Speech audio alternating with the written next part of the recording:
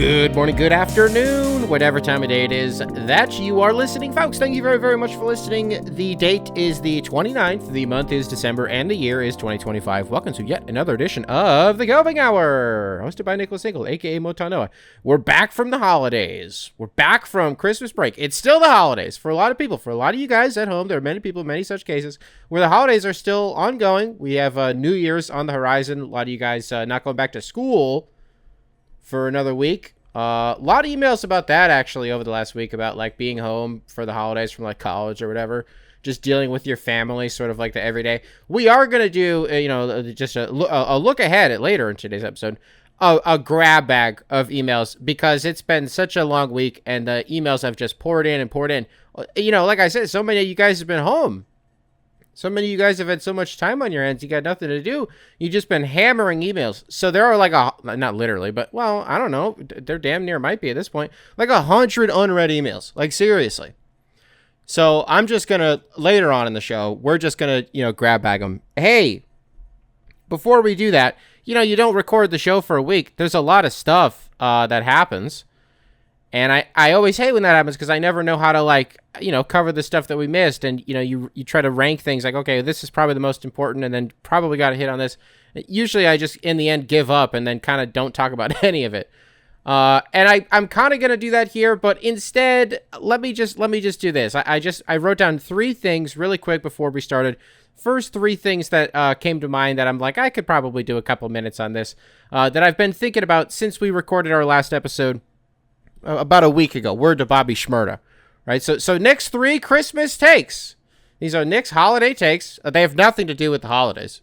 We'll talk more about Christmas stuff later on in the show. Another look ahead later in today's episode. Christmas. Have you seen this? Have you heard about this? Santa Claus came to town here in the United States and elsewhere abroad. We celebrate all the biggest holidays. We celebrate them from all angles. Is Hanukkah still going on? It might be. It might be. Is the menorah still lit? Dreidel, dreidel, dreidel. Is it still made out of clay? Kwanzaa, perhaps? I don't otherwise know any other holidays that people may have been celebrating. Nick's holiday takes. Nick's Christmas takes. Let's start with this one. Hey, it's bowl season in college football, ladies and gentlemen. Bowl season. Matter of fact, we're not going to... Let me actually do one brief thing on this. Let's use a sub-take to the first take. The Pop Tarts Bowl just happened. It was BYU versus Georgia Tech. 2 teams who otherwise had really good seasons. BYU, up until the rankings came out, had college football playoff ambitions. They had a really special season. So how did this work? I was a little bit out of the loop on this one. So I admittedly, I might not have this 100% correct, but I think I'll have it enough percentage correct that I can still say it. So I think BYU's coach was one of the sort of last ditch, Penn State's like, we got to hire somebody. We got to get somebody. I think they went after BYU's coach, and then a massive donor for the school and for the athletics program is the CEO of Crumble Cookies, and they made him, the coach, a massive offer like, hey, don't go to Penn State. We're going to keep you here. You've had a lot of success with us.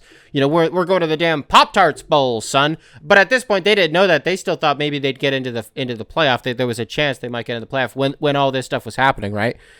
And so he stayed at BYU and Penn State. Man, they just kept losing out on guys. They just kept not being able to hire anybody. And then to top it all off, there was a day or two after this happened. I believe this is true. A box of Crumble cookies was shipped to Penn State's athletic department on behalf of Brigham Young University. College football, ladies and gentlemen. So the Pop Tarts Bowl between that school, BYU, and Georgia Tech. BYU did end up winning. It was cool. I love the blood sacrifice of a morning snack is, you put it in a toaster, you watch it die. And while it's being lowered into this toaster, what's funny is imagine somebody in fucking Austria listening to this show right now. Imagine some guy with his clogs on in Luxembourg right now listening to me talk about this.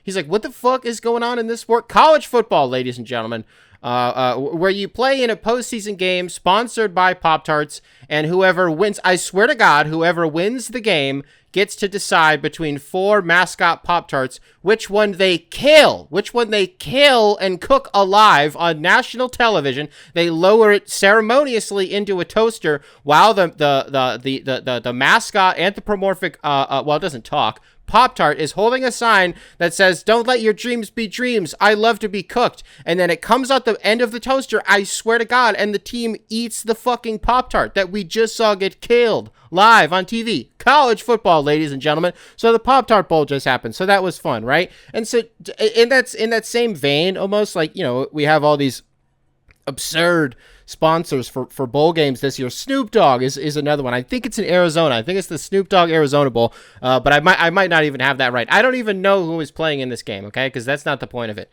I learned something. From the Snoop Dogg Bowl, a game, by the way, that I did not watch. But something came across my desk, and I know a lot of you out there care a lot about broadcasters, and so I just think it's this information is pertinent to the curriculum of the show here at the Coping Hour, where we like to cover all the biggest stories, and we try our hardest to cover them from all angles. Here's a big story. A guy in the announcer broadcasting sphere who was ostracized within the last, I don't know how long ago it was, maybe within the last 5 years is a blanket statement, making a very soft reappearance.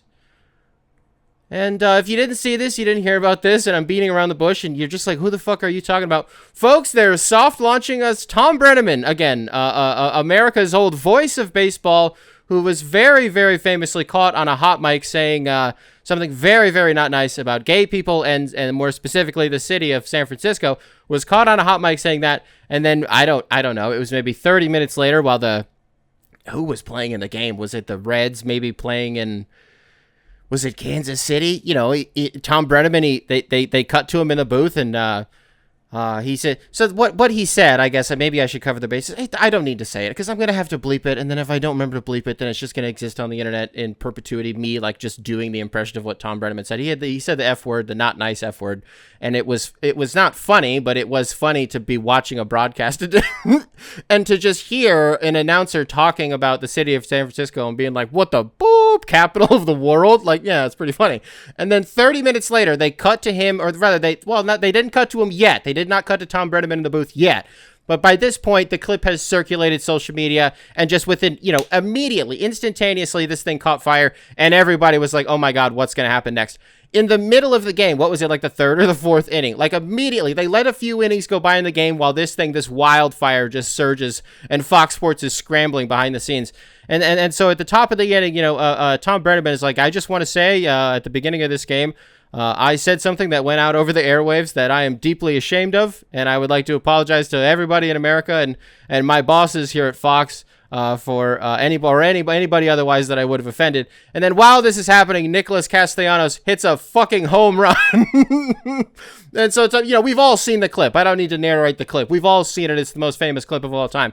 My favorite thing is while he's doing and there's I consider myself a man of faith, and there's a drive into, and that's a home run by Castellanos. It'll be like a 2-0 ball game. It's the most famous clip literally of all time. And this is the one part that I just don't remember, of course, in this exact moment. It's just escaping me. My favorite part is as soon as he wraps that up, he's calling the home run and it's done. They cut to him in the booth, and he's clearly looking down at the monitor, and then he sees it cuts to him, or his light little tree, his little light turns on or something, and then he kind of looks up at the camera. I don't know if I'm going to be putting on this headset again. He did, folks, is the long and short of it. That's where I'm going with all of this. He did. He returns. He's back. He was calling the Snoop Dogg Bowl, bro. How many years ago was that? It was within the last 5 years. I don't remember how many. It wasn't that long ago. This guy was the voice of baseball. Seriously.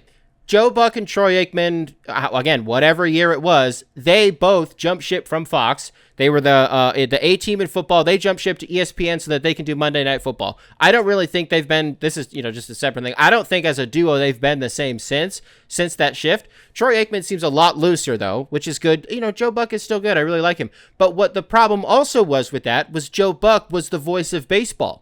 In October, that guy was, I really think, man, he was such a great voice for baseball, and that also got taken away, right? So now they have to kind of like, well, I guess just what is this really the same thing? No, I don't think it is. I'm still going to say it. Like, Joe Buck leaving Fox, it's like they kind of had to scramble. They didn't really have like a guy, like a solid B team guy. I mean, not Tom Brenneman. What's Kevin Burkhardt? I never remember his name, Kevin Burkhardt, which is kind of the point. Is I just think he's forgettable, and I don't think that's great. But he's a good voice, and I don't want to make this like an anti-Kevin Burkhardt thing, because I really think he's good at what he does, and I really think from what I've all the interviews and stuff that I've watched, he also seems like a really cool guy. So I really don't want to make this about that. But he's not like an A-team guy, right? So baseball got lucky because. That's why I don't really want to make it a one-to-one. Like, Tom Brenneman had been doing the Reds. Like, that guy was a voice in baseball. And so that, not that it was like a perfect marriage immediately, like it made complete sense, but I just think he was able to ease into it a lot.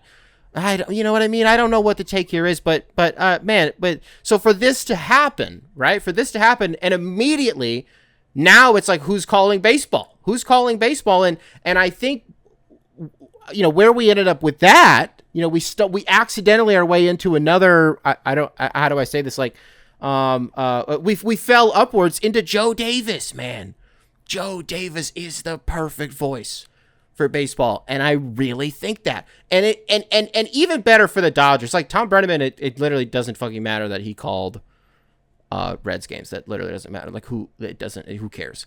Another good example would be Mike Breen calling Knicks games. That's cool. That's cool. Even when the Knicks aren't good, it's the mecca of basketball. It's Madison Square Garden. Like, that's cool. So when he's not doing games for ABC or ESPN, like he's doing games for the Knicks, that's cool. Joe Davis doing games for the Dodgers, him being the narrator for what Shohei is doing man, I don't think we could ask for anybody else. You know what I mean? Anybody else. Like, it's Mark Jones, man. Mark Jones. I'm thankful that Sacramento, does he still do games for them? I don't know but I know for a little bit he did after the whole Grant Napier thing happened, where DeMarcus Cousins baited Grant Napier into doing an all lives matter thing at the peak of the George Floyd shit, and Grant Napier got fired. I don't think I've ever told my stories about that on this show. I got really, I don't want to say really close with Grant Napier, like, but him and I talked on the phone a lot. And there was one time he was coming, like I would text him during Kings games and I would watch him like behind on the scorer's table while he's calling the game. I can see him on his phone. And then like my shit lights up. Like I know it's on a delay. And so like technically when I actually get it, you know what I mean? But like I can still see that he's on his phone while he's in the middle of doing play-by-play. So, and he found my like him and I, were able to even start a relationship because he saw the videos that I would post on Twitter. I used to always do like Pistons would play any given game, and I would upload a 2-minute video on Twitter of like a post game recap of the game. One time we were playing the Kings, and I uploaded a video. I don't remember what it would have been about. It was probably focused on Harry Giles at the time, honestly. And Grant Napier saw it, and then I got to do the radio with Grant Napier and Doug Christie too. And obviously Doug Christie at the time wasn't the coach. He was just a former player who was doing, I guess he would have, what was Doug Christie? Oh, he was broadcasting. Duh, yeah. It was Grant Napier and Doug Christie that were calling the games together. Right. And they had a radio show. And so I got to do that with them. I don't know, a good handful of times. And yeah, man, there was one time like Grant was calling me after I don't really like that. I just said like, yeah, one time Grant was calling me and I heard myself for a second. I don't want this to come off the way that it was. And I also don't even want to finish the story about like, because I don't think it's good. It's not a really good story. But Grant Napier's another example, honestly, just kind of while we're at it on the whole Tom Brenneman thing, of a guy who was like an established voice in NBA media. If you don't like that, you don't like NBA basketball. Like that guy was I really think he was second to none. He was first class. He was really first class. And that was another guy, man. You're in the chair for, I don't know, how long did he do Kings basketball? 30, 40 years? It's unknowable. I have no idea.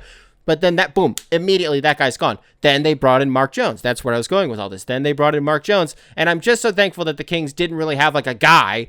Like imagine that they did draft Luka. This is the perfect example. So imagine all that shit with Luka's dad and Vlade Divac, whatever.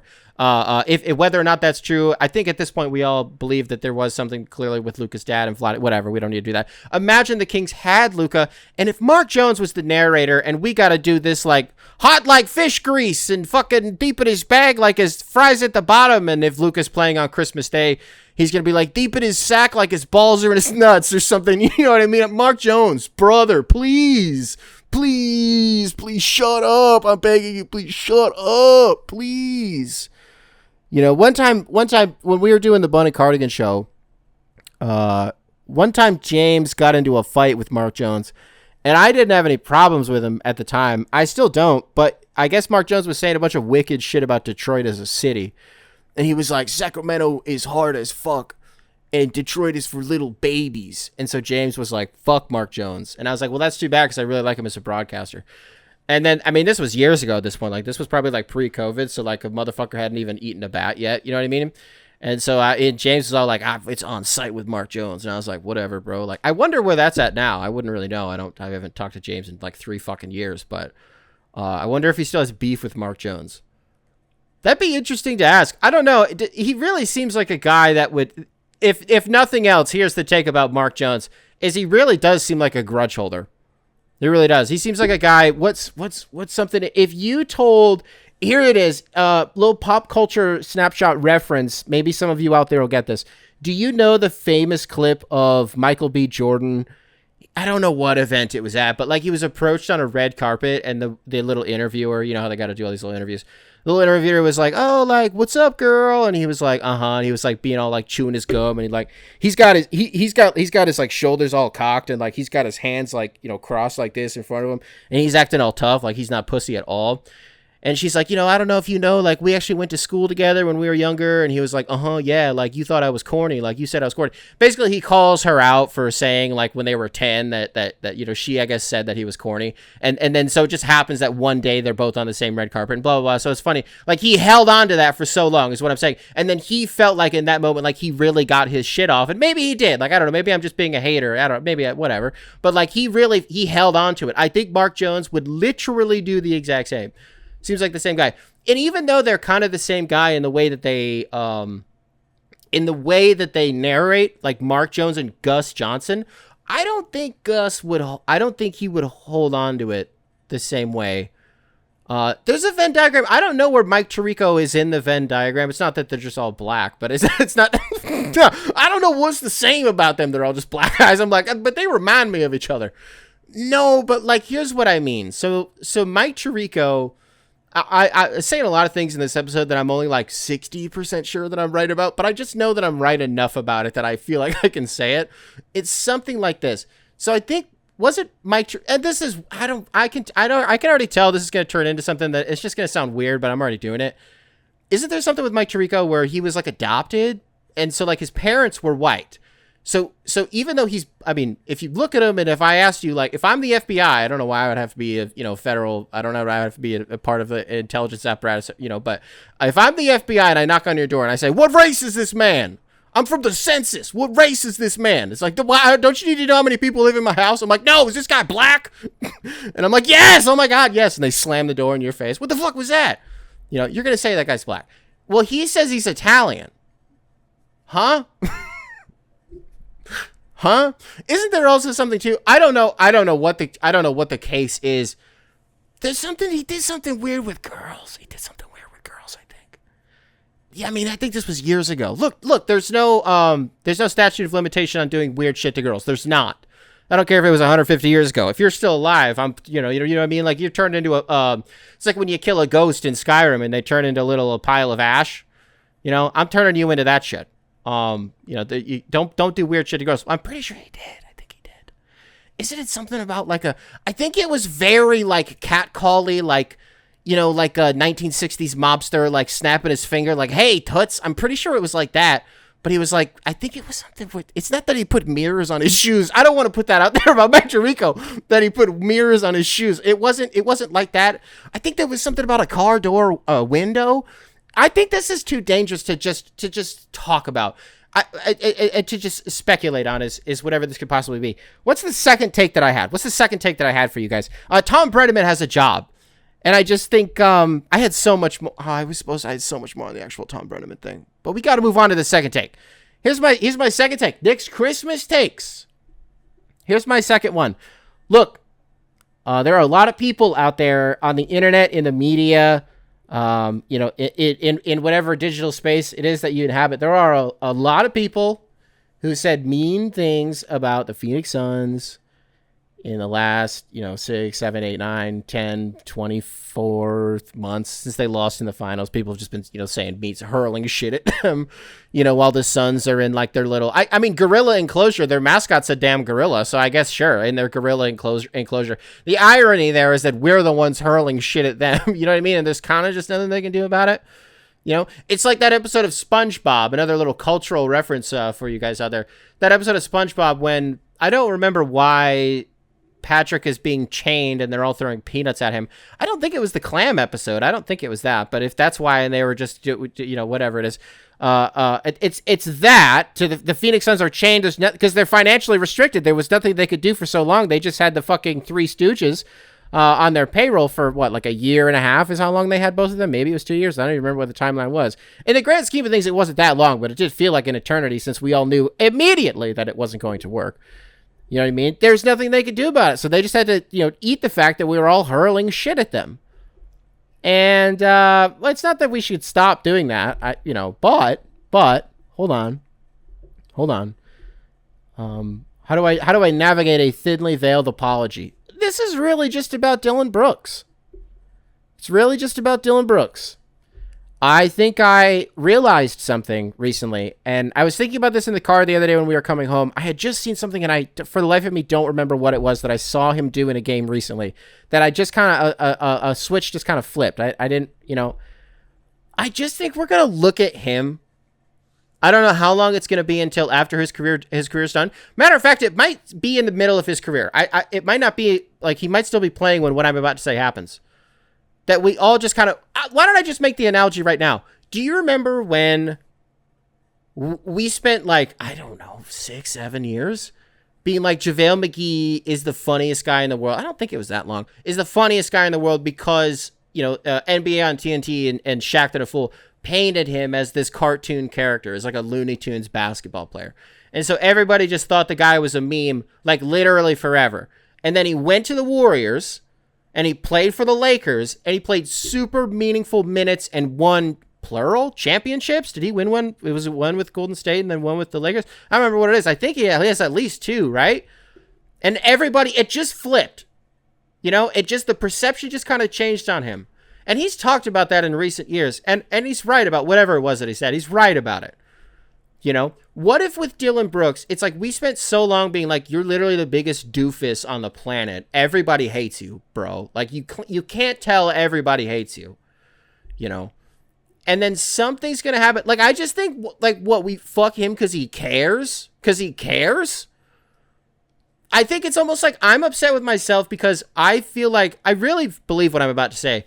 As a Detroit sports fan, I think I'm good at identifying the players who are just enormous shitheads and everybody hates them, but when they're on your team, they're your favorite player in the league, Because Detroit sports, we thrive off those guys. Like the ecosystem in Detroit, just naturally breeds that type of player. You know what I mean? Like, I think on the Pistons right now, I have Isaiah Stewart probably. He's literally the only jersey that I have of any NBA players, Isaiah Stewart. I fucking love that guy, right? Most people don't really like him because he's done a little something to like pretty much every single team.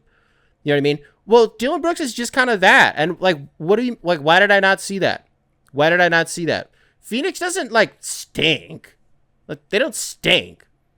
The same way that I think we all thought Brooklyn would like have maybe one win at this point in the season.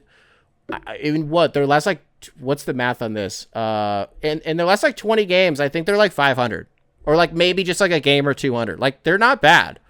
They're not bad because they're playing like they care. And I just think Dillon Brooks kind of plays like he cares. How many of those guys does Phoenix have? I don't care. I kind of want to pull up the roster because maybe this is worth doing. Maybe it's worth doing just to continue to give them credit, but I'm not gonna because it really is just at its core about Dillon Brooks. And I think just like good for them for just identifying that no matter what, even if we're supposed to, if we're quote unquote supposed to stink, he's still gonna care. And he will, for the people that are at the games or watching the games, like, I don't know.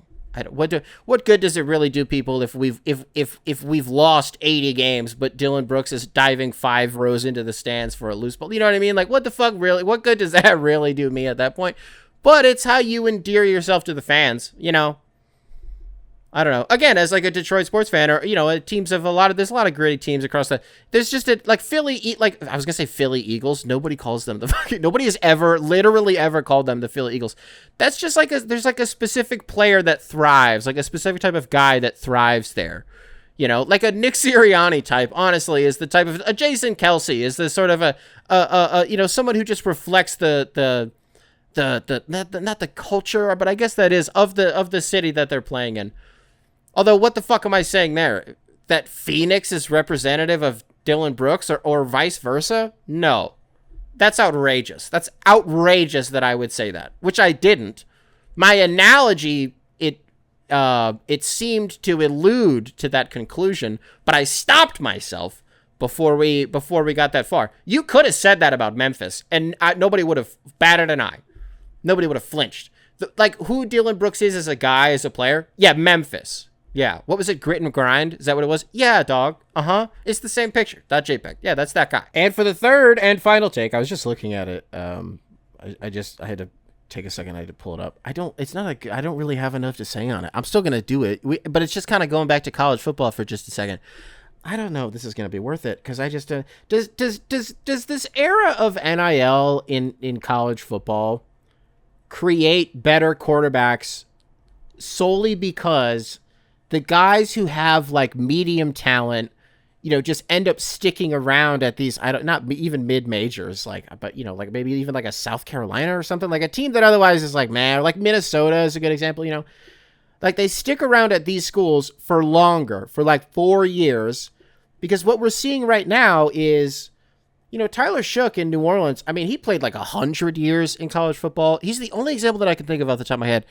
And I literally didn't write down any of the other guys. But, you know, this is kind of just always how it goes. Like, the ones who are the coin flips, it's not even I don't want to say it's, you know, it's never the ones who are, you know, at school for 4 or in the past even 5 years. See what I mean? Like, I wrote this down, like, in my head, I thought this was an interesting take. But, you know, it's important to specify on NIL because, you know, I guess these guys would be, well, no, yeah, wait. If these guys have medium talent and they're at mid-major schools, they're not going to fucking leave when they're redshirt sophomores. You know what I mean? That doesn't make any sense. So the take is, does it keep the real good quarterbacks in school for longer because they are getting paid more and like but they probably will. I don't know. There's no indication that any of this shit will get relegated. It will get regulated anytime soon. So, like, what do you think? I don't know if this is really interesting to explore. I don't really think I have the language to really even do it, to really dig in, to excavate what I'm about to say. But if you're an athletic director right now of a school, are you like 5-year planning your finances? You know what I mean? Like, are you salary sheeting? Because it's not uncommon that we hear, you know, in the past, like, remember when Lane Kiffin gave a fucking 5-year-old a scholarship? Like, however young the kid was, it was like he was in middle school. That guy ended up being like a real guy, didn't he? Someone is going to say who it was in the comments and be like, oh yeah, that's who it was. Lane Kiffin gave a scholarship to like a 9-year-old. That was a big deal. Well, so like, okay, if Lane Kiffin is at LSU right now and he's spending a weekend at like IMG Academy, and that kid will be like 15. I don't go to pick an elementary school. I don't know. If he promises that kid like what are the rules? I don't know. Can you give that kid like $10 million to be like, hey, if you don't come to our school in 15 years, I'm going to kill your fucking family? Can you say that? Because nobody gets in trouble for anything anymore. Michigan cheated for real. They cheated and won a national championship. And it wasn't until their head coach, who wasn't even their head coach at the time, because their head coach at the time ended up skipping town before anything bad could happen, and jumped ship to the NFL. And then Sharon Moore takes over. Nothing bad really happened to Michigan until he cheated on his wife and threatened to kill himself, like 2 weeks before Christmas. And then he lost his job. We had to draw a line in the sand. Michigan State had to vacate like 20 wins because we self-reported on recruiting violations. were financially sanctioned for like, I don't remember how many, until the end of the decade, I think. Because we were like, hey, our bad. We investigated ourselves, and this is what we found. Sharon Moore was horny and dumb. He was both at the same time and kept his job until it was convenient for the school because of performance. You don't think if Michigan was undefeated and beat Ohio State and was on the doorstep of, I mean, they would have had a first round bye in the playoff, and they would have been, playing in the Rose Bowl or something like that. Like if they were in Indiana spot right now, you don't think Sharon Moore wouldn't have a job? You don't think Sharon Moore would? That motherfucker would have a job for real right now. But they lost, I don't even know, was it 4 games? What bowl game are they in? Did they play it? I have no idea. Are any of the kids playing? I have no idea. I don't know. Do you think these athletic directors are sitting here, like, when do you think they're anticipating? Obviously, these people have, they all seem to want a commissioner. I mean, everybody seems to want a commissioner. Because otherwise, like, how are you, I don't know. You're seeing these people come out of nowhere and donating 200, 300, 400 million plus to these athletic programs. What the hell, man? What's going on here? The American economy is built on, right now, at the tail end of 2025, as a new year is birthed and 2026 begins later this week.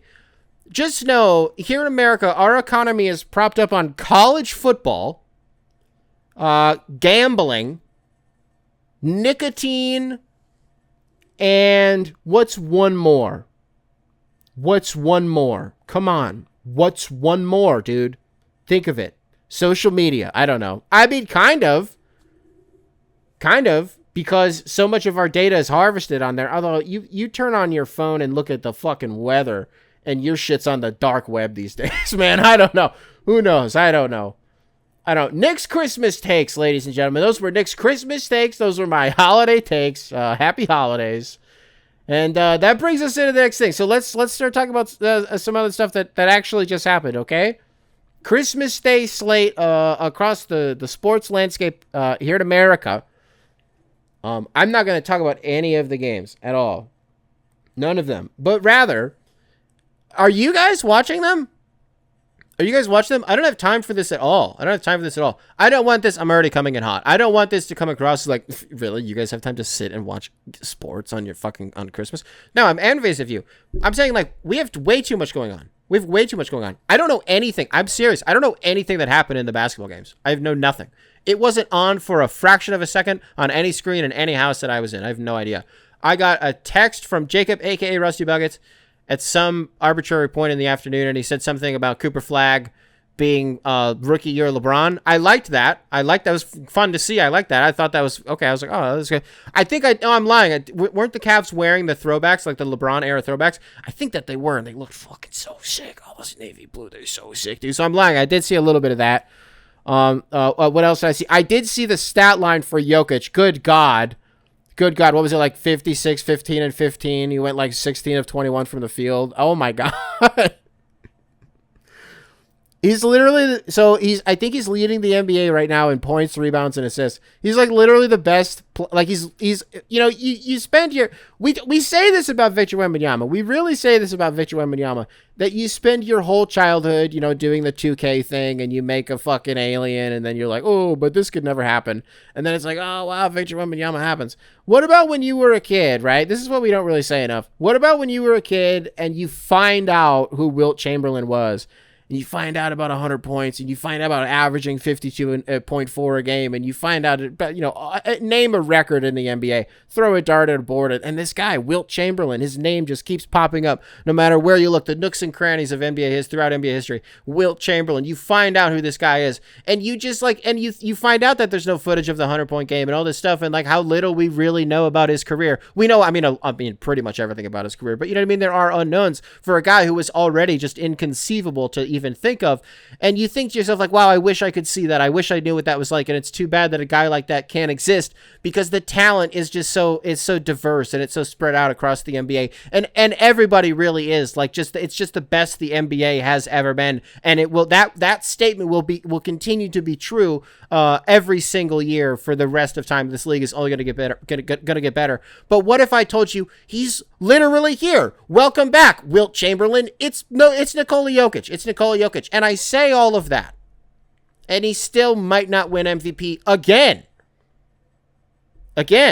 We on this show, I fell for the bait. I was listening to, was it Bill Simmons and Nick Wright? Maybe, or maybe it was Zach Lowe, but I think it was Nick Wright. I fell for them. They got me hooked a little bit on the Thunder winning like 75 games, or at the very least, 74 and breaking the Warriors record. They had me sold, bro. I believed them. I thought it was weird that, they had won 100 games to start the season. They were on the pretty much the exact same pace as the 73-9 Warriors. People gave a hell of a lot more of a shit when the 73-9 Warriors were on the pace that they were on. Maybe some of that was because Steve Kerr was out for the, what is it? How many games did they win in a row? Like damn near 30 in a row.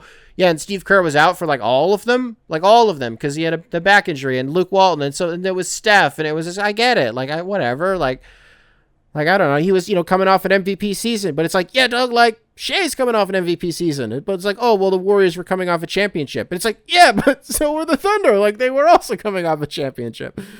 And the parallels, there are more. Like they're really insane. And so, yeah, I believed that they could beat 73-9.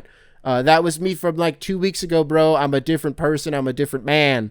We're heading into 2026. I no longer believe the woke things that I believed and that I professed on this program within the last calendar month.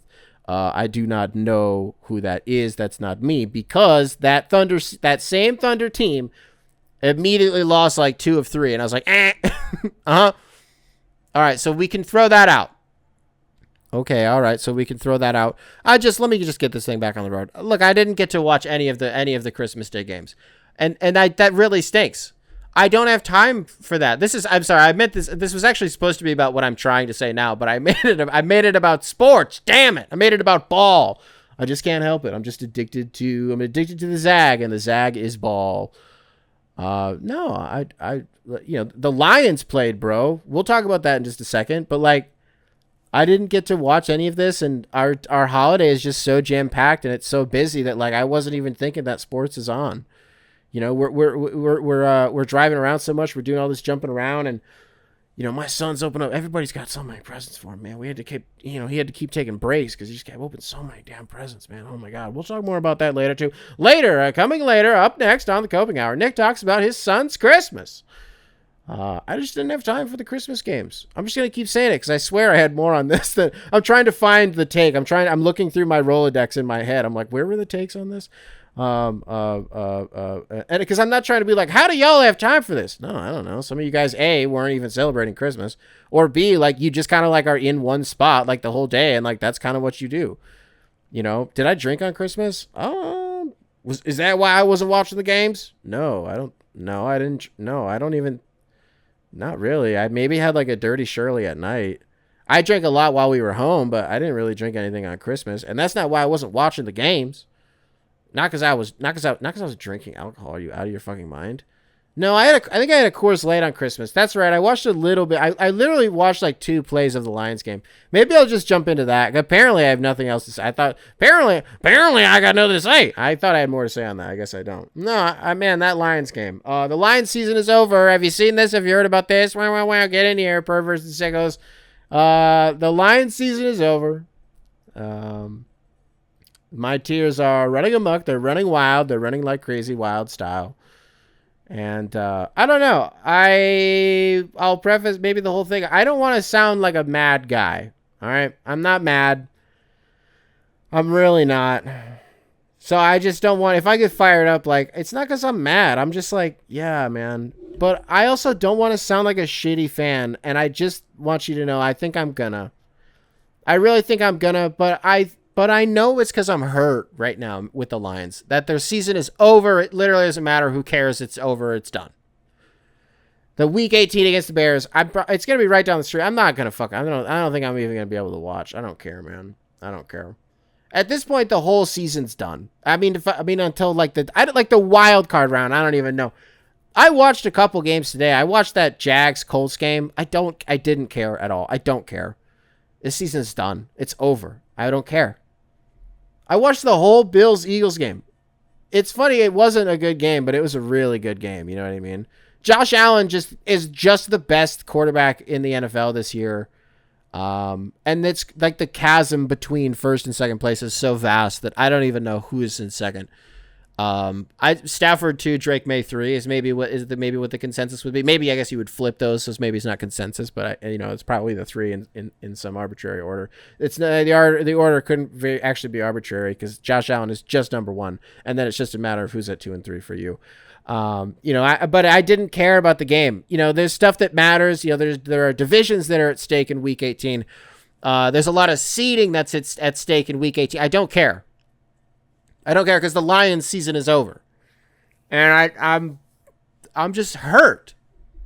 I'm hurt because, and this is where I don't like how I'm going to sound, but I was like, not like one toe in the water on this team this season, but just immediately like something was wrong. Like something about the team was wrong. From the Packers game in week 1, something was wrong. And I feel like as fans, were able to address and identify, what the fuck address? Like, what are we going to do? Well, we were able to identify what we thought the problem was, which was John Morton, who at the time was calling plays, really wasn't utilizing the middle of the field at all. And all of these all of these crossing routes and all of these 15-yard digs that the Lions were running and getting everybody involved was just kind of gone. And we were just doing a lot of screens and a lot of just giving the Jameer the ball off tackle or something, just right up the gut. You're like, okay, this is kind of weird. It's like the Packers have actually invested a lot on the interior, so I don't know if this is going to work. It didn't. It didn't. Very flagrantly, I would say. I would actually add it did not work. And this whole season, something was wrong, and we just had to identify something else all week. And it wasn't up until just a few weeks ago that one of you guys gave me the language finally to describe what it was that I had been feeling to some extent, which was that I had just finally come to terms subconsciously with the fact that the Lions have real expectations now, and they're no longer just like, oh my God, it's the Lions, and holy shit, it's just fun that they're good, and literally who cares what happens? We're on the roller coaster, who cares? No, you've done that for 2 years now. I mean, more than that, but you've won the division and made it to the playoffs 2 years in a row, despite how last year went. You even got the 1 seed and all this stuff, whatever, right? So now you got to do something else. You got to build on that. And I guess, that was just kind of getting to me all season that I just wasn't as confident. I think this is also where I was a bad fan, because I need to listen to coach speak a little bit more, I think, because you hear this all the time when a team has a lot of expectations going into the season, during training camp. Coaches will always say something to the effect of, we just got to turn ourselves off from the outside noise, and, we try not to pay attention to that. And, we just got to be focused on in-house and, what's going on in here and in this building. I think I need to do that going into next season. I think that's how I can be a better fan. I think that's how I can improve and help the team, is by just not listening to people who, before this season, what I'm talking about is, everybody was down on the Lions because we lost our coordinators. And in one of those instances, I don't think it ended up mattering. I think Kelvin Shepherd was just a net positive this year. A couple games here and there that I would more than anything just chalk up to injuries. You could chalk up all the Lions' problems up to injuries, but this league is the most injured it's literally ever been. Lot of stuff that goes into that people have been sort of litigating recently. Are we playing too many games or whatever? Problem is not going to go away, and the season is only going to get longer. So guys are just going to get more hurt. So anybody can point to injuries, big dog. And I really want to, but I think the only way that I would, just to be fair, I'm going to use it at least once, right? But I'm going to use it in a fair way. I would use it for Kelvin Shepherd, where I think if he had a healthy defense all year, I think they actually maybe could have won us a game or two, just on their own completely, And so it really was the offense that I think had a lot of problems this year. And I think that was just getting to me. We saw it every week, and conversely, we saw the Bears pulling rabbits out of hats, and fast forward to now, bro, they won the division. The Bears won the NFC North. It happened. Worst to first. They did it. Ben Johnson has won the NFC North for the third consecutive year. And, as a little fun fact, now that the Bears have won the NFC North in this decade, since the turn of the decade, every single team in the division has won the division. The Packers have won it twice. The Lions have won it twice. The Vikings have won it once. And now the Bears have won it once. That's a hard division. It's a hard division. The NFC is full of them, except the NFC South. Except the NFC South, which I'm sorry, I believe another thing, I don't know if I'm right. I think I'm right. I think I'm shooting good on shit that I'm not sure about in this episode. To be honest with you, I think I'm on a heater with shit that I'm not sure about. So let's keep that going. Pretty sure week 18 decides the division for the NFC South. The somebody has to win it NFC South between the Tampa Bay Buccaneers and the Carolina Panthers, of all teams, man, of all teams. Surely somebody, I was thinking about this today, and I don't even want to say it because there's just no way somebody hasn't made this joke before. But I was watching Bryce Young today. I'm like, is he Tua without the brain damage? And even saying it out loud, I'm like, there's literally no way. Like, that feels like it's been copy and pasted on Twitter 100 times and everybody tries to say. So I don't even want to pretend that I made that up because there's no way that I did. I might have subconsciously read it from somewhere. Baker Mayfield could win the division again. Before the season, we said on this show, Super Bowl pick if I can't pick the Lions, which at this point, I said Bills versus Bucks. I felt good about it. A little over halfway through the point in the season, maybe like week 9 or 10. We revisited that very briefly, and I said both teams were weird at the time. The Bills hadn't quite yet, or were at least at it was in the very early stages, the infancy of the win streak that they would end up going on. So they were still a weird team at that point. The Bucks were just so hurt. Like, yeah, they were weird, but they were just so hurt. They had that running back. Is he still playing? Like, I don't even know. Who was like an undrafted, like 8th-string guy who I think in like 2 games. I'm not sure about this, but I'm shooting real good on shit that I'm not sure about today. So let's keep cooking. They get this fart-ass kid out of, like, Balls University. Don't quote me on that, by the way. That's not going on the ticker. That's not where he's from. That's not, I'm not saying that. I'm not presenting that as information of, like, I don't think this is right. I don't think his name was fart-ass shit from Balls University. That doesn't count. I'm not saying that. What I do know is I'm pretty sure about this, which is that I think he had like 2 games where he had over 200 yards from scrimmage. So like he was really good, but he came out of nowhere, and like the Bucks just got really lucky with him. A team that otherwise drafts super duper well. They got a lot of good players, but again, as we're talking about it with the Lions, you can say this with every team, bro. Just really, really hurt. Now we fast forward to week 18, right? Yeah, no, they just kind of stink. I don't know where we are in the Baker Mayfield clock, like in the calendar. But when's the part when he stops letting everybody throw shit at him in the gorilla enclosure, and he's like, I'm the underdog, and I'm like horns down, and I'm slitting throats. Where's that Baker? Is he coming out at all this year? Is he gonna come out at all? Because, like, look, they got to win this game against Carolina. I'm sorry, Panthers fans. It'd be an awesome story if you guys won this, for real. So I'm going to be really happy for you guys if you do. But for, like, narratively, I want my prediction to be true, and I want Tampa Bay to be in the playoffs, even if they're just going to be food for whoever they come up against first. But, like, is there a scenario where they play the Bears? I mean, Baker in cold weather, with some adversity and a chip on his shoulder. Like, I'm not counting that Baker out, and he's going to show up at some point. Like, I'm going to stick to my guns on this. I think I like it. Bills Bucks Super Bowl. Well, the Bills, we talk about Josh Allen. Look, you watch this receiving core that Buffalo has. Where the fuck are they spending money? Is that on defense? Is that where the payroll is? Every guy on the Bills offense is a guy that you've never heard of before. That's not okay, but that's not the way that I was supposed to present that. No, Nick, you thought about this earlier, and you thought about this for an extended period of time. Was it because I saw a guy on that team and I didn't look this up? So I'm not entirely sure about this, but I'm shooting a pretty decent percentage on shit that I'm not sure about today. So let's keep looking. Is that Josh Palmer on the Bills? Is that Josh Palmer? Or is he still on the Chargers? If that's Josh Palmer, then this is my point exactly. They got Brandon Cooks on the. Are you fucking kidding me? Who's he throwing to? Shakir. Yeah, really good receiver. He's really, really good. For sure.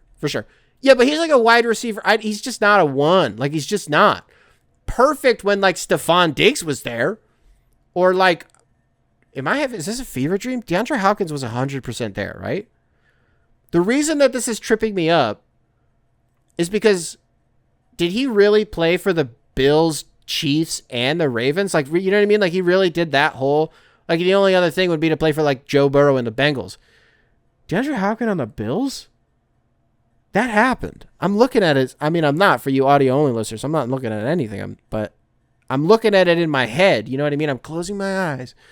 DeAndre Hopkins, Yeah, you know what? I almost talked myself out of it. Damn, how many teams has he played for? DeAndre Hopkins. The Titans. Okay, wait. So did he play for the Cardinals? Yeah, he did. He played for God damn, how many teams has this guy played for? He played for the Cardinals, the Texans, the Titans, the Chiefs, the Ravens, and I think the Bills. Is that 6 teams? Is there got to be another one in there? Is that 6 teams? There's no way. A guy like that? I'm not entirely sure about... I'm shooting at a decent clip on the shit that I'm not entirely sure about today. Like, size 100 gloves. Like, he's got, like, the... Like basically, Shaq's shoes are DeAndre Hopkins' hands. There's no way a guy like that has played for that many teams. Remember when he shit his pants and sucked in the Super Bowl? Remember that? I remember that. I remember how I felt watching that Super Bowl. I remember watching Patrick Mahomes do a drop back fest. You know what? You know what is the single thing that pisses me off the most to this day? A game that I otherwise apparently will never stop talking about. This damn Super Bowl when the Chiefs lost to the Eagles. I'm really upset that I have to root for dynasties and like I had to root for the Chiefs in that game. Because I was robbed of the Cooper DeJean moment. I was robbed of that. I was not happy about it. I was really upset, and I'm still like, I don't like the replay of it. Like, I don't want to watch it because like I was sad. I was really bummed. But like that should have been the coolest. Cooper DeJean having a pick six in the Super Bowl, son? Huh? I didn't get to enjoy it. Let me get this thing back on the road, dude. The Lions lost the division. After the division, what am I, insane? The season's over. They lost everything, dude. It's over. And I guess I want to read an email. Because I did screen this one. Let me start pulling it up because it's going to take me a minute to scroll. So this is some inside baseball here. I'm just filling the silence here. copingoursubs@gmail.com, spelled phonetically. Email available in the description wherever it is that you listen to this program. This one comes into us from Richard. Richard, welcome to the show. Subject line, I think I'm cursed. Hey, Nick. Hope you and the family had a great Christmas back in Michigan. As the subject line suggests, I think I'm cursed when it comes to the Detroit Lions. I was lucky enough to go to the game on Christmas Day with one of my good buddies from home. US Bank Stadium is sick, and our seats were awesome. He attached a picture. Corner of the end zone. Looked like really, really nice seats. Sneaky football and basketball games, like corner end zone or like corner basket, seats are really good. I really like that. I don't know if that's just like a consensus. I really like those seats, and they look really nice. And I agree with you. I've never been, and I will otherwise probably never go.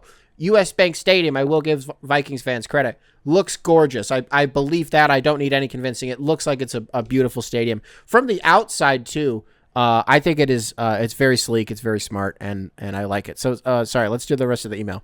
Was lucky enough to go to the game on Christmas Day with one of my good buddies from home. US Bank Stadium is sick, and our seats were awesome. And the halftime show was dope. The fans of Minnesota were awesome, super friendly, and good to talk to throughout the game. As you have all seen, we got murdered by Max Brosmer. See, to break it for a second, I watched so little of this game. I still don't know if you say Brosmer or Brosmer, so I don't know what it is. The Lions did lose, and he started for the fucking Vikings. So, yeah. I just didn't care, man. I didn't care. So I'm going to break it for a second. I just didn't care. If they lost that game, which they did, I was like, great. Then they don't deserve for Week 18 to be a win and you're in. Because with the way that this ended up working out, I'm not 100% sure on this. The way that this ended up working out with the Packers losing to the Ravens, if the Lions had won, I think that would have made Week 18 a win and you're in. So if we had to, you know what I mean? So that stinks. I also, in the back of my head, was like okay with not watching because I was like, whatever, dude, it's Christmas. I'm with the family. I don't want to, be like, hey, can you put the game on? Like, I don't want to be that guy. We're with the family. It's okay. Roman is enjoying, like, his first, like, real Christmas as, like, a real guy. Like, it's cool. Like, it's fine. And I was expecting that they were going to win. I was expecting that they were going to handle business. It's clear that the players didn't want to play on Christmas. They were very vocal about it. I don't really blame them. Let's get back to the email. I would like to send an apology to any and all Lions fans because my attendance at Lions games does not bode well. My first ever game was the Miracle in Motown. I don't ever watch the play anymore because it pisses me off too much. And the other one was in 2018. The Miracle in Motown, for those who don't know, Aaron Rodgers game-winning Hail Mary in Detroit. And the other one was in 2018, Monday Night Football against the Jets in Matt Patricia's first game as a head coach. I really do think, which, again, for those who don't know, literally the worst and darkest game in the history of Detroit sports ever. I think the single lowest, like, I really think lower than 0-16, seriously. Lower than, the refs picking up the flag on the Anthony Hitchens, I almost said Peter Pettigrew, like it's fucking Harry Potter. You mentioned Matthew Stafford might as well have been throwing to fucking Peter Pettigrew, honestly. Outside of Calvin Johnson, get the fuck out of here, man. He didn't overlap with Roy Williams. No, that was like Joey Harrington and like John Kitna and like maybe Sean Hill, maybe. Imagine if Stafford had like Charles Rogers, that'd be so sick. Or Roy Williams, honestly, for that matter. Chris Durham, sick, nasty freak. Golden Tate, beast. Sorry, bro. Let's get back to your email. I really do think I'm cursed. Because this one ultimately knocked us out of the playoffs in a year with incredibly high expectations. With a crucial offseason coming up, am I being too brash or should I stay away from watching my favorite team play? Thank you very much for this. Rich, you said. What did I say, Richard at the beginning? Rich, thank you very much for the email, brother. Yeah, sorry, I just kind of wanted to use this as a soundboard just to kind of get the gears spinning on the Lions because I'm so, like, dejected. I'm so upset and, like, whatever, I don't care. The season's over, and like they took off the Scooby-Doo mask, and they were exactly who I was terrified and mortified that they were actually going to be the entire time. That is literally who they were, and that stinks. And yeah, man, again, injuries and blah blah blah and blah whatever. I just gotta say to you, brother, I'm not just saying this because I'm hurt and because I'm not like lashing out. I'm really not lashing out when I say this. Anybody else who like maybe didn't go to like all three of those games, I would say if you had gone to two of those games, I would say like, brother, what are the odds? Like roll the dice, like whatever. You might need to sit every game out forever. Like you might need to sit these ones out. You might be bad luck. That's crazy. 0 for 3 like that is crazy. I've been to 3 Lions games ever. The first one was Aaron Rodgers throwing like the most famous pass he's ever. What's this? If it's not that, the 3 most famous passes of Aaron Rodgers' career, in no particular order. Was it Week 18 against the Bears in Soldier Field? Is that what it was? Just an absolute nuke while he got smoked. Like that that might be number 1, bro. I don't know. Was it the playoffs against the Cowboys? I don't even remember like who it was to or like, but I remember watching it. Probably that one. And then the Hail Mary that he had. Goddamn, what a career this guy's had, bro. What a wagon. And then the Hail Mary against the Lions. You were present for that. And then again, the darkest hour of the darkest day of the darkest coaching tenure of my lifetime across the board of any sport that I've ever watched ever. You were there for that. You must have been, but you know what's crazy though, is I think for as low as that game was, here's my take, I swear to God. I always do this. Was it Diggs? Was it Quandre Diggs who had the pick 6? I never remember who had it, and then one of you will always remind me. I'm always like, God damn, how do I always forget that? I feel like I always say like Glover Quinn or something. I think it was Diggs. I know I'm not going to have it. You know what? Of all the things that I say in this episode that I'm not 100% sure on, but like I'm shooting a decent percent on shit that I'm not sure about, I know I'm wrong about this. It was not Quandre Diggs. That's my final answer. It wasn't Quandre Diggs. where I'm going with this is the high of that moment when he had the pick six, the first play of the game, Sam Darnold's first pass of his career was a pick six, the first snap of a Lions' new head coaching tenure. We thought we were going to the Super Bowl happened in our heads collectively, in the 90 seconds it took from the extra point to get kicked and then the Jets retaining possession and probably going down the field and scoring. I don't remember what happened. You know what I mean? That high, I think, was actually higher than the low that we felt by the end of that game, to be fair. But you were still there for that. And then this game, I don't know that this game, honestly, maybe I am being harsh. This Lions game, I don't think, I guess it was cursed, but like, I don't think we're going to remember, we're not going to remember it even kind of the same. I mean, maybe we will because it was like Christmas Day and we lost to a guy who was like a JUCO quarterback. I don't know who the fuck this guy is. I have no idea who he is. And he like didn't really throw any real passes. I didn't really watch the game, so I guess I can't say too much about it. I really only looked at the box score. Like, whatever, the Vikings defense forced a lot of turnovers. Well, again, it was clear that the Lions, like, I think they were like quiet quitting. Like, they did not want to play this game. They were mad that they got scheduled on Thanksgiving and Christmas. Like, obviously, they have to do Thanksgiving. That just comes with the territory of being on the team. You have to do Christmas every year. I'm sorry, you have to do Thanksgiving every year. But it is really fucked up. I got to give the show credit here at the Coping Hour. We cover all the biggest stories. We cover them from all angles. Not a victory lap show, but we did talk about that on the show where it's like, hey, it is bullshit, even as a fan, that I have to, like, watching them on Thanksgiving is that you set time aside for that because that is just tradition, that's what we do. But, like, Christmas, too, a game with these stakes, I don't know. They really did not look like they wanted to be there at all. And it stinks, but like at the time, even if we won, like there was the chance that the Packers won that game against the Ravens, and I think that would have knocked us out. So then like it really would have been nothing. Like we would have won and it would have been like, who the fuck cares? I don't remember how the scenarios worked, but no, bro, keep going to Lions games. If you can afford it, honestly, it's probably cheaper to go to one in damn Minnesota. I actually don't know if that's probably not true. It's a way newer stadium. That's what kind of where the genesis. Well, that's not the genesis of the email, but that's where we started with. It was. Hey, I said I wanted to do a lot of emails. I said I wanted to do like a grab bag of emails. We do need to do that. Man, where do we want to start? I know where to start because there's a fresh email in here that has not been read yet. I think it was the last time that you heard from me on this program. We heard from Bathroom Tom, aka Hot Tom, Wizards fan Tom. You know him by, I don't know what his preferred nomenclature is these days, but you know him by many names. The outdoor cat correspondent. He let us know that he was going to France for the holidays to spend time with his French girlfriend. She's like real French, capital F. She's real French. And he went from America over there. That's where he spent Christmas. We got an update. And if there's if he says anything in the email that, needs context, I will provide it as we go along. But just, while we go into it, if you otherwise don't know, that's the loose context. We're getting an update from Tom and how his French Christmas went. He was nervous. This came in this morning and I have not opened this yet. I'm opening it for the first time. I've been waiting all day for this. So Tom's back, ladies and gentlemen. Subject line, The Outdoor Cat Correspondent, Part 1, French Holiday Party. Bonjour, Nick. In Lyon on the French toilet. Time for the French update. So, we did a holiday party at Victoria's house. It was complicated by the fact that I did catch a cold while riding economy from DC to France. Fun fact, there are literally no medications in the United States that are the same in France. This might be a bit of an exaggeration, but it really felt like it when it was my turn to run to the pharmacy here to grab stuff because Victoria also got sick later. Okay, I'll just break it for a second. I guess I'll break it for a second to say I have no idea what to say to that because that just seems weird. Like, so what does that mean? Like Dayquil? Like Dayquil is like different. It's like Quill over there or something. NyQuil is like Quill or something over there. So it's just a little bit different, but like it's still kind of the same. Ibuprofen, I don't want to keep doing this. It's like hack shit, but like, you know what I mean? Is that what you mean by it?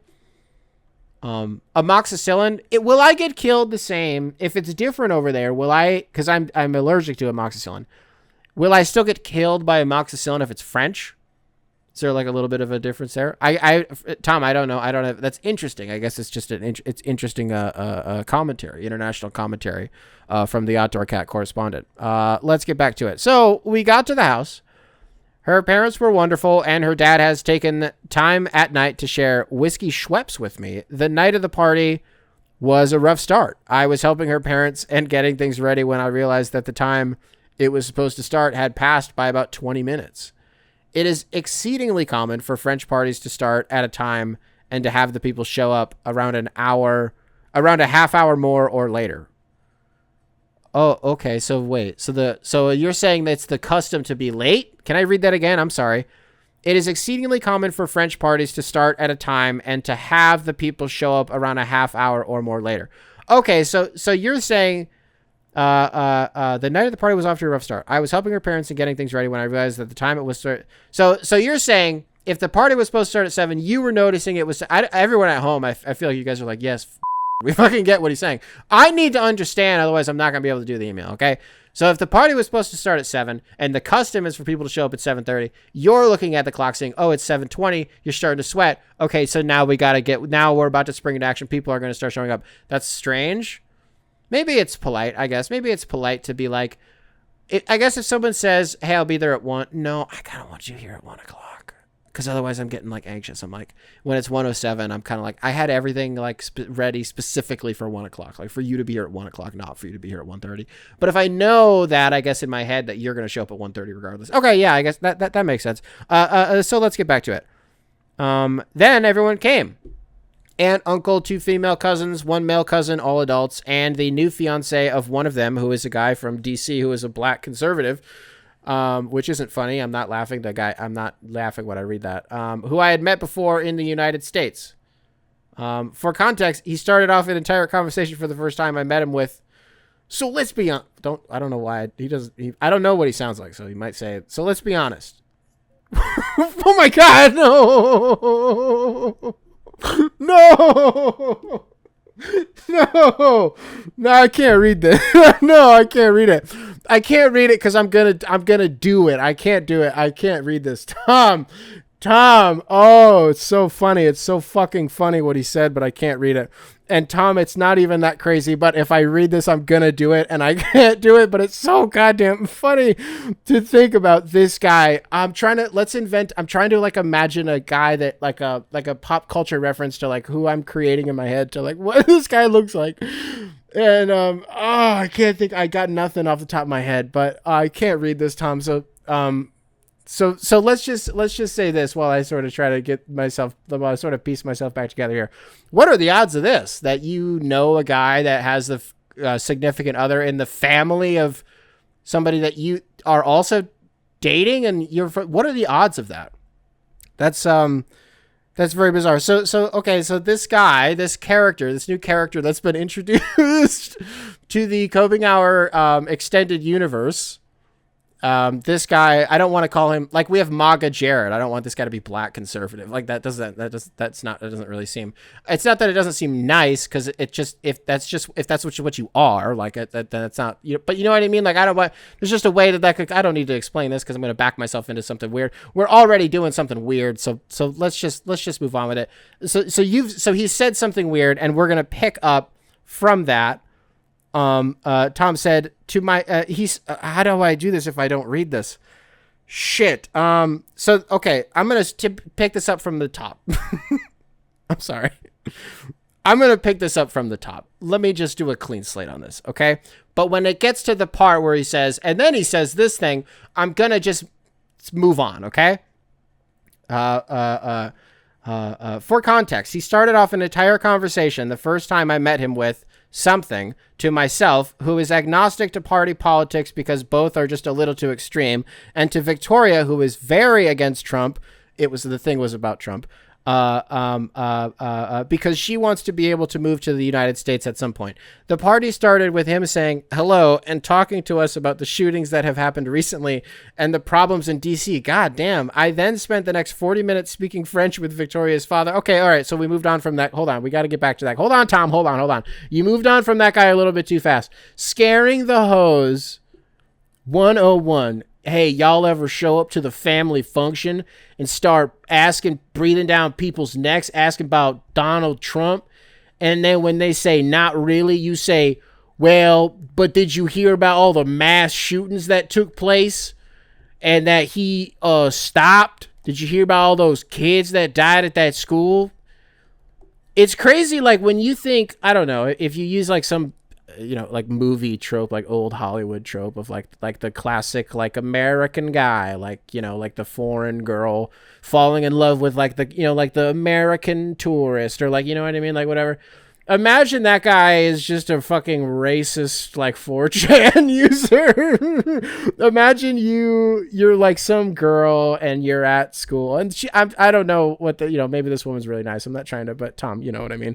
Come on, bro. You're studying abroad and you get this amazing opportunity to spend, you're from France. You get to, wow, I get to go to America. I get to spend 3 months in America. Oh.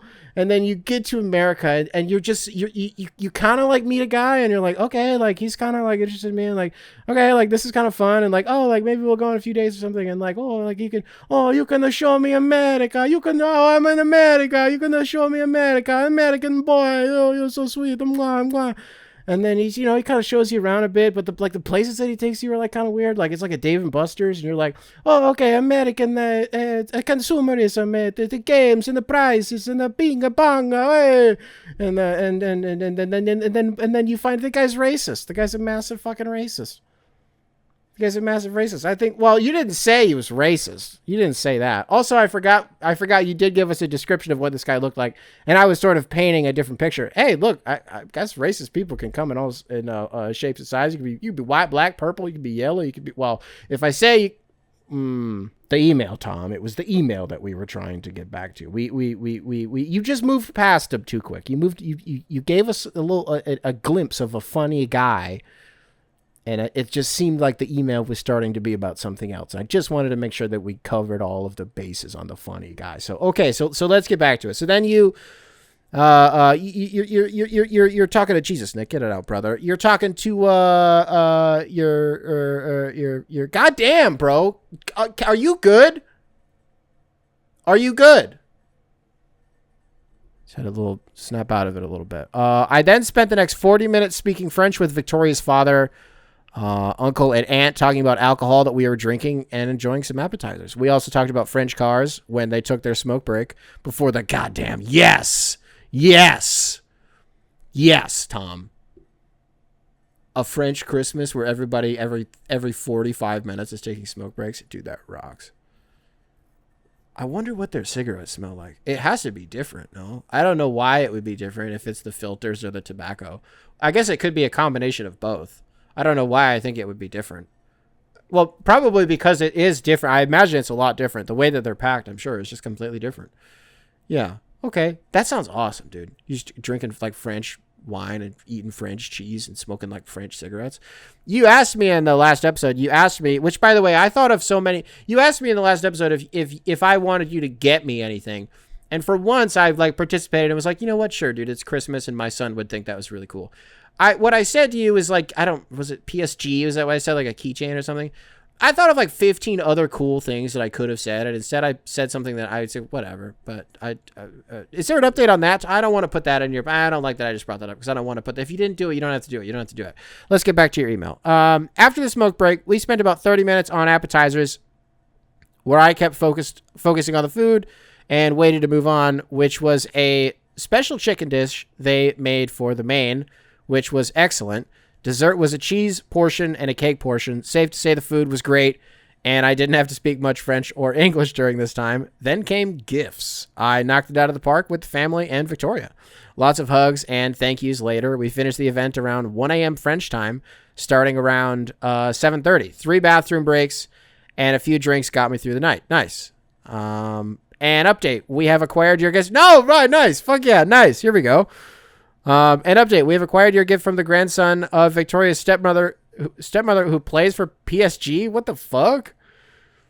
And who expects me to get him an NFL gift in exchange. Additionally, I would include my hot take that I have enjoyed Lyon more than Paris, and at this point was able to get my hands on one of the best obscure jersey investments by getting an Olympique Lyonnais Endrick jersey for myself. Whoa! That's crazy that they're already printing that. Is he even there yet? Is he allowed to even be there yet? Doesn't the window not open for it? That happened like a week ago. If it even happened a week ago, that's crazy. What a certified ball knowledge moment from Tom getting the Endrick Leon jersey. That's super sick, dude. That's super sick. I don't know. Great updates all around. That was French Christmas. I just wanted the update, Tom. I hope that's okay that I don't really have anything to say. I'm happy. It sounds like it went really well. It sounds like you're French. You seemed really nervous maybe about your French going into it. I don't know if nervous was quite the right word. I think you feel like you have a good grasp on it, but you seemed like it's hard. That environment is scary. And you didn't really say that much about that in here. So nice. Let's hear more about, so who is this? So you said aunt, uncle, 2 female cousins, 1 male cousin, and the new fiance of one of them who was a guy from DC who was a black conservative. What the zag here would be, because all you said was fiance of one of the cousins. You didn't say, you said there was 2 female cousins and a guy. So it would be funny if this guy was also, you know what I mean? Like Richie Torres style. Honestly, kind of like Richie Torres. Maybe that's who I'm thinking of here is Richie Torres. I think Tom had a French Christmas with Richie Torres. I think it was him. Thank you for the update, Tom. Okay, copinghoursubs@gmail.com, spelled phonetically. Email available in the description, wherever it is that you listen to these programs. Let's try to rapid fire these, okay? I really want to blow through a couple of these. This one comes into us from Connor. I need to not break the emails. I just need to do the emails, okay? Connor. Welcome to the show. Subject line, Bulls versus Bucks, unwritten rules of the game. Hey, Nick, I was at the Bulls versus Bucks game last night at the United Center with my dad.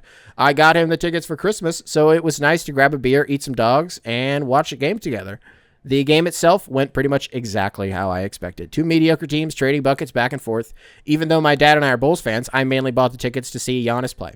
This game was fairly uneventful until the final 10 seconds. The Bulls were down 7, and instead of dribbling out the clock, Giannis decided to throw down a windmill dunk. That didn't sit well with the Bulls players. Things escalated, and the bench is cleared. As a Bulls fan, I feel like I should be upset.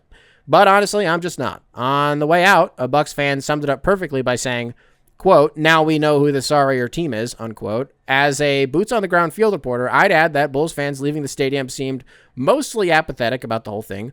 Maybe if our team were better, we'd care more. The only thing that crossed my mind afterward was Giannis' past interviews about humility and how this moment plays into that narrative. To be fair, he's probably dealing with a lot right now given the constant trade rumors. What are your thoughts on the quote-unquote unwritten rules of the game? Should I be more fired up about this, or is this just part of modern basketball? I think you are doing a good job of being a normal guy about this, man. I think you're doing a good job of just having a brain, just being like, that literally doesn't matter at all. It's annoying. Like, I just don't think it, you know what? I don't think I've ever cared about it in basketball. Every sport has real unwritten rules. That one I just think is so dumb and corny. And, maybe the players, like, it's different. I think it's really only something that if you're a player, you can give a shit about it. But something like that, like, whatever for the fans. I think the only way that you would be mad about it, or, like, I don't want to say, like, could be, like, hey, anybody can be mad about whatever. But, like, I just think you're a fucking bum if you're mad about this. If you're gambling, that's the only way that and I'd still think you're kind of like, depending on, I mean, it's okay to be like, damn it, like, that's annoying. But you know what I mean? There's, like, a level of mad that you can be about it. But that's kind of it. Because that's at the end of the day, at that point, if it's not the players, the only other person in the world that type of shit affects is the gambler. Did that affect the spread? I imagine maybe it didn't, but it could have. If anybody had an alternate spread, that affected one person out there no matter what, for better or for worse. And what is that person saying right now? Well, if they're on the wrong side of it, oh, well, yeah, I fucking can't believe that shit. It's just so, the sanctity of the game and this thuggery and blah, blah, blah. All this bullshit is what they're saying because they lost, a $25 leg or something like that. Or if they were on the right side of it, they're saying what I'm saying right now. So now I unmask myself as a double agent. This has been an ad for FanDuel. Sponsor code balls. Not a shoe. Who's the guy that we invented earlier? Shitballs McSchool. I don't remember what that guy's name was. Woo, what was that? That was funny. I kind of want to revisit that. What if I just nosedived this and I spent the next 20 minutes trying to rewind in my head and I try to remember what that guy's name was. Fart ass. That's right. It was fart ass. It was fart ass something, man. It was fart ass and he went to Balls University. What would balls? My grandma's not gonna think this is funny, but I got to do it. No, I don't. You don't have to do it, man. You don't have to do it. Just because you think it would be funny and you want to impress your friends and you want to seem cool because you can make funny jokes about balls doesn't mean, which I can and I do all the time, doesn't mean that you should, because sometimes people are listening that deserve your respect. And I'm not just saying that to me. I'm saying that I was at the store earlier. We were at Target earlier. I don't care about vulgarity. Obviously, I don't care. You know, we use it on this show all the time. I fucking love it, man. We use it all the time, okay? But like, I don't be using it in public, on purpose. Like if I do, I'm saying something to Maddie. I'm like, look at this bullshit. Like I'm saying it to her. You know what I mean? Like I'm using my indoor voice. I'm saying it to her. So like when I'm in line at the grocery store and like I'm holding Roman and like I'm putting all this stuff on the thing, and there's this woman behind me and she's on, you know, I mean, I can't stand this. This practice pisses me off so much. I think I talked about this recently. I don't need to do it. When you're on speaker, it doesn't matter. I hear a woman on the phone behind me talking about goddamn motherfucking ball. I almost said balls. She wasn't talking about balls, bro, but she was talking about goddamn, and I'm just like, chill with that shit, man. Chill. For real. I don't care. You know, I don't care. So that's what I'm saying. That's what I'm saying is like, you know, sometimes you just say things. I'm saying I'm doing this. I'm getting on my, what am I doing right now? I'm grandstanding. Is that the word I would use here? I'm white knighting. It's not that extreme here. I'm getting on my high fucking horse because I got in my head about making a joke about balls because I don't want my grandma to text me like, Nicholas, you need to watch your mouth and blah, blah, blah. And I don't need to hear you talking about balls. I get it, grandma, but sometimes it just happens on the show. Sometimes this show is just supposed to be, this is, but you know what? And I'm towing that line of, hey, it's just locker room talk. We're just guys, you know. What a bizarre time that was, just sort of culturally, a snapshot in time of like, you know, the amount of times that, you know, when locker room talk and the whole grab 'em by the pussy thing was going on, and the amount of people who would be like, well, you never had locker room talk? Like, you never talk about raping women when you're just with the guys? And the amount of us that had to be like, honestly, no, I had to think about it overnight. I just slept on it. I don't think I've never done that before. And like, I don't know, like people doing like that. I almost, dude, I'm about to sink into my chair. I don't give a shit about this at all. Thank God we have 100 more emails to read because otherwise I was about to burn an hour on this. copingoursubs@gmail.com, spelled phonetically. Email available in the description wherever it is that you listen to this program. What's this one? Joel Embiid versus KD. Again, I'm just pulling all of these, dude. I'm pulling all of these, all unread. From Jack. Jack, what's up? Welcome to the show. Subject line, Joel Embiid versus KD. Hey, Nick, hope you're having a good break with the family for Christmas. I have a take. Joel Embiid beats prime Kevin Durant in a one-on-one. I feel like while KD is obviously the superior player, the thing that makes him more unguardable than Embiid is his playmaking, which makes him harder to double. Unlike Embiid, who loses in the playoffs because teams double him more and he lacks the vision to pass out. And that you said that you put in parentheses that was a bonus take for me. It was a little Easter egg for me. Thanks for the bonus take there, Jackson.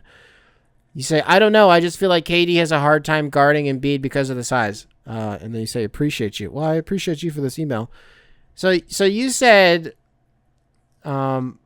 I feel like KD is obviously the superior player. The thing that makes him more unguardable than Embiid is his playmaking. The thing that makes Kevin Durant, this is just me. The thing that makes Kevin Durant more unguardable than Joel Embiid is not his playmaking. It's the fact that he's the best scorer that's ever played the game of basketball ever. I think it's that. I think it's probably that. Also, like size. Yeah, you know, Joel Embiid has however many more pounds on Kevin Durant, but like, the difference in height between them is negligible, whatever it is, you know. And then with their reach too on KD's, like what a reach, I don't know. Like I think there's a chance like Austin Reeves beats Joel Embiid in a 1v1. You know what I mean? Like unless he just does the thing where he just posts up the entire time, which I did. You know, Jacob, a.k.a. Rusty Buckets, one time told me that he's the type of guy to, like, just back somebody down for an entire 1v1. It's the most loser shit of all time. You know, like, how about we actually play? It's the most tush-push shit of all time. Like, how about you fucking play hoops for real? You know what I mean? No, I don't know. Kevin Durant and Joel Embiid. I guess we don't really do 1v1s. Who's the worst player? I think Kevin Durant would kick the shit out of Joel, especially because you said prime Kevin Durant. if you wanted to make this work, I think this is what you should have said was prime Joel Embiid. What year you would pick for that? You know, I don't know. Completely healthy beats this version of Kevin Durant at this age? Yeah, for sure. But you were the one that said, let me check my source here, bro. Let me make sure I got this right. Oh, I just have a take. Joel Embiid beats prime KD. So you said that. You made the stipulation. You didn't have to. You made this harder for Joel Embiid, a guy who I think this was already going to be pretty hard. Joel Embiid is amazing. He's nasty. You know, at the peak of his powers, he was a special player. Kevin Durant is Kevin Durant. You know what I mean? Hashtag you know who he is. So I guess that's all that I got on that one. Let's do a different one. copinghoursubs@gmail.com, spelled phonetically. Email available in the description wherever it is that you listen to this program. We'll finish on this one, I guess. 2026 bingo card. This one comes into us from Braden. What's up, brother? Hey, Nick. Want to start off by saying I appreciate you. All right, here we go. Thank you. Thank you all. Thank you for the kind words here, brother. Anyways, there we go. I'm emailing because I'm pretty big into New Year's resolutions. And not just like, you know, eat healthier, but like actual tangible goals. And I was curious what your New Year's resolution for 2025 were. And maybe for what they would be for 2026. Also, I want to be early on some 2026 bingo card items. You say Elon Musk will be a trillionaire. Yeah, that's a good one. That seems like a good one. I don't know how is that. That seems like that headline is going to come across, and we're all just going to be like, whatever, who fucking cares? People are going to be like, no, but we're all going to be mad about it, but we're going to be like, whatever, who cares? That's a good one. You say we'll get something real bad. What the fuck did you say? We get something real bad happen because of global warming, like a volcano erupting or an inhabited island underwater because of melting ice. That's a you know what? That's another good one because it's specific. But like volcanoes also just kind of like be erupting. You know, so like that one is I mean, you calling your shot on an island being overtaken or like sinking into the fucking ocean, that's a good shot. That's a really good shot. I think it is. But a volcano erupting, I mean, I can at least say comparatively, I don't know what I'm shooting today in terms of shit that that I don't know a ton about, but I think I'm cooking a little bit. I think a volcano erupting is at least umpteen times more likely than an island sinking into the sea. You know, and the irony is it's those volcanoes erupting that create the islands in the first place, you know? That's a good one, I guess. Your third one is you say that Trump is going to have another assassination attempt. That's you put that on your list. You put that on your list. You put that on yours. I mouthpieced it because that's what I did. I'm the narrator of the show. Okay. And it's like, I'm like Anchorman. If it's on the teleprompter, I read it no matter what. Unless it's going to get me in trouble, like in a couple emails ago, then I'm not going to read it. The last one you wrote is that the NBA rigs another lottery. Nah, you don't get that one. You don't get that one. Because, like, you're going to say it no matter, you know what I mean? Like, you would have to pick, you would have to go into it to hold yourself accountable. You would have to go into it with a list of teams that if they win, it's not rigged. You know what I mean? Because otherwise, if you go into it and you're like, hey, it's the lottery, anything can happen, your fucking brain is going to convince yourself no matter what. You know? We could make a whole thing about every team that's ever won the lottery. It'd be a lot harder than some other ones, for sure. But we could do it. If we wanted to get real nasty and conspiratorial, we could. So you would have to come to me with how many teams are in the lottery? What is it, 15? I mean, you'd have to come to me. And how many of those teams are like repeat teams? I mean, if we say arbitrarily there's 15 picks, and if, 11 different teams are going to be making them in the lottery this year, I mean, you'd have to give me 7 or 8 teams. I'm serious. That's a lot. That's a lot. That doesn't give you a ton of room. It's half the teams. Fuck off. And that's even generous, honestly, to give you half the teams to even give you a fucking chance to get. So I'm taking that one away. It's too messy. New Year's resolutions. New No, man, we don't really do those here. I'm good for you for like making real ones though. I've never even been that, you say like you try not to be the, just eat healthier. Good for you. That's what I mean. Like, good for you for trying to do like real ones and like sticking to it. But I've never even done like the first one. Like, I've never even done like I want to do this. Like, I don't know. I've got some stuff like Maddie and I are kind of like going through like a weird, not like with each other, but like just with our headspaces, like just individually with like our lives and like careers and stuff. We're kind of like we're at an interesting sort of transitional period in our lives in that way. And I think we're both navigating it. It's just weird that we're both going through it at the same time. It's nice, I guess, because we kind of have each other through it. But like I've been thinking a lot. I've been thinking so much lately about like really trying and like making real videos again and like really doing even thumbnails for this show and like really doing all that stuff. And I've really, really thought about it, and it's just such a massive time commitment that I don't know that I don't know if I have it, and I just don't know if it's going to kill me.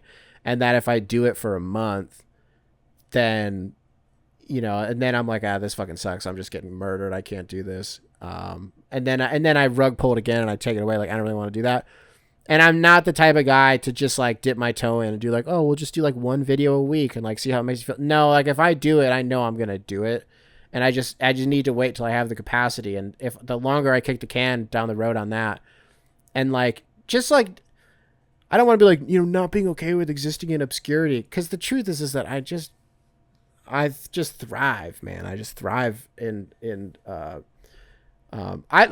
think the reason that I love, I don't want to sound like fucking Timothée Chalamet. I don't want to do this. I don't have any New Year's resolutions, dude. I didn't really have any this year. Like, I mean, I was just focused on being a good dad. I think I did that this year. And, it sounds easy and corny and blah, blah, blah, blah, blah. But yeah. Yeah. I don't want to, dude, I got so much more stuff. Oh, shit. Spotify Wrapped. I was, Spotify was about to come out of my mouth. And I forgot that I was compiling the data for Spotify Wrapped when we were in the car. And then I think like Roman had woken up or something had happened. And so I started taking care of that. And then, we were coming home from Michigan and we were in the car for a few hours. So I spent like the first hour just like, getting all the stuff together for so many submissions for Spotify Wrapped. I promised you I would have it done and I don't. What I could do is I could give you just like a half-assed off the top of my head, here were all the artists I remember seeing the most and all the songs I see the most. At this point, I'm dragging it out for so long. I might as well just do that. I'm really sorry that I'm doing this in such a bullshit way. If you don't even know what I'm talking about, Spotify Wrapped came out, and I asked you all to send me your Spotify Wraps and or your YouTubes or your Apples or whatever, and I would let you know what the aggregate, what the compiled data of the listening habits of the people who listen to this show are, like the collectively this audience of the show, what is their Wrapped, the coping hour Wrapped. And again, I was starting to take, so I'm just gonna have to kind of tell you off the top of my head. So what music were you guys listening to? A lot of The Weeknd. It was a lot of The Weeknd, a lot of Playboi Carti, a lot of Boldy James. So there we go. There are some ball numbers. Yes, Sabrina Carpenter was in there. Songs is impossible. It's like the charts basically, or just like obscure shit. There was a lot of Death Grips. So I imagine, the Venn diagram with you guys and like Anthony Fantano, probably pretty vast chasm of the Venn diagram. A lot of Death Grips on there. It wasn't like the Rolling Stones or Metallica, but it was at the fucking Eagles. It was somebody like that. It was somebody weird. Not like a lot. Like this wouldn't have even been in like the top 15, but there was enough of Wham. There was enough Wham that that I noted it. I said, okay, there's another fucking Wham. Another person with Wham in their 5. Okay. Sabrina Carpenter and Charlie XCX and all these people. I mean, like, I really think I think Boldy James was probably like the most obscure one that, had popped up a lot. Like Danny Brown, like kind of was on there, like not really that much Babytron at all. Like just going like, like Michigan guys, like Detroit guys, like whatever. Yeah, Bully James. And then podcast. Yeah, podcast for you guys was like, so what I learned, actually, I learned this from your guys' data. Like everybody from the King of the Fourth Quarter, the Kenny Sphere, like all of those guys, all those characters like have their own individual shows. And so like those popped up a lot. And then like whatever show it is that they're doing now, Numbers on the Board or Across the Balls or Across the Stadium Balls, or I don't remember what it's called. Are they still on Disney Plus, or didn't their catalogs get uploaded to like Netflix or something? I don't know. He's got a bunch of stuff going on.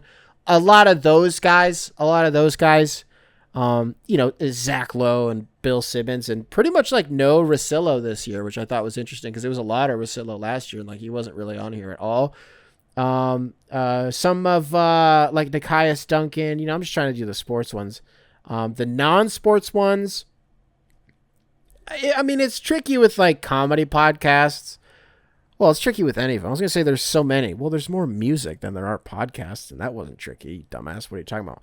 Well, there are just so many more podcasts that I have no idea what they are. You know what I mean? So that was hard to navigate.